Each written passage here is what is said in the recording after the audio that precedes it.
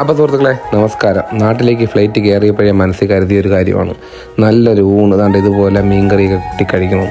പിന്നെ ഒന്നും ആലോചിച്ചില്ല, നമ്മുടെ കൊല്ലത്തുള്ള ചന്ദ്രേട്ടൻ്റെ കടയിലേക്ക് പോയി. നല്ല വൈബുള്ളൊരു കട, ഒരു ചെറിയ കടയാണ് കേട്ടോ, പക്ഷേ അന്യായ തിരക്കാണ്. അപ്പോൾ അവിടുത്തെ ഒരു ഊണാണ് ഈ കാണുന്നത്.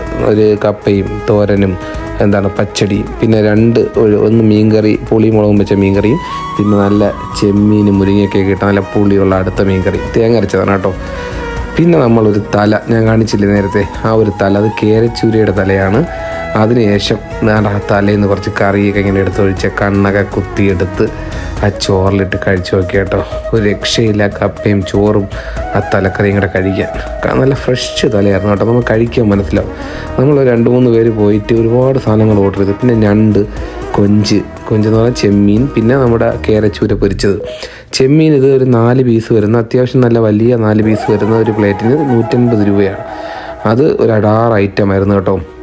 ചെമ്മീനൊക്കെ ഓവർ കുക്കാകാതെ നല്ല രീതിയിൽ ഫ്രൈ ചെയ്തെടുത്ത അടിപൊളി ഐറ്റം. മസാലയൊക്കെ നല്ല ലൈറ്റ് മസാലയായിരുന്നു ചെമ്മീൻ, അതുകൊണ്ട് തന്നെ ചെമ്മീൻ്റെ ടേസ്റ്റൊക്കെ നല്ല കൃത്യമായിട്ട് അറിയാൻ പറ്റി. പിന്നെ നമ്മുടെ മീൻ പൊരിച്ചതൊക്കെ ഒരു ആവറേജ് മീൻ പൊരിച്ചതാണ് കേട്ടോ. പിന്നെ ഞണ്ട് ഈ പറയുന്നത് പോലെ എനിക്ക് അത്രത്തോളം അങ്ങ് ഇഷ്ടപ്പെട്ടില്ല. കാരണം അവിടുത്തെ മറ്റ് ഐറ്റംസൊക്കെ വെച്ച് നോക്കുകയാണെങ്കിൽ ഞണ്ട് അത്രത്തോളം മനോഹരമായിരുന്നു എന്ന് പറയാൻ പറ്റത്തില്ല.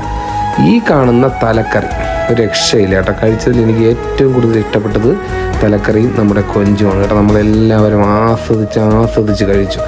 കൊഞ്ച് നമ്മൾ ആദ്യം ഒരു പ്ലേറ്റ് ഓർഡർ ചെയ്തു, 2 പ്ലേറ്റ് ഓർഡർ ചെയ്തു, 3 പ്ലേറ്റ് ഓർഡർ ചെയ്തു. പിന്നെ നമ്മൾ എണ്ണയില്ല കേട്ടോ, എണ്ണം തെറ്റിപ്പോയ ഓർഡറായിരുന്നു. അങ്ങനെ ഇതെല്ലാം കൂടെ കഴിച്ച് ഏകദേശം ഒരു 1600 രൂപ ബില്ലായി. വലിയ കൂടുതലൊന്നും അല്ല കേട്ടോ. ഞാൻ പറഞ്ഞില്ല, വളരെ ചെറിയ ഒരു കടയാണ്, നല്ല തിരക്കാണ്. നമ്മൾ ഉച്ച സമയത്തൊക്കെ പോയാൽ ഒരുപാട് നേരം കാത്തു നിൽക്കേണ്ടി വരും. പിന്നെ അവിടെ ഗൂഗിൾ പേ ഒന്നുമില്ല, നമ്മൾ ക്യാഷ് തന്നെ കൊടുക്കണം, അത് പ്രത്യേകം ശ്രദ്ധിക്കണം കേട്ടോ. അപ്പോൾ കൊല്ലത്താണ് ഈ കട.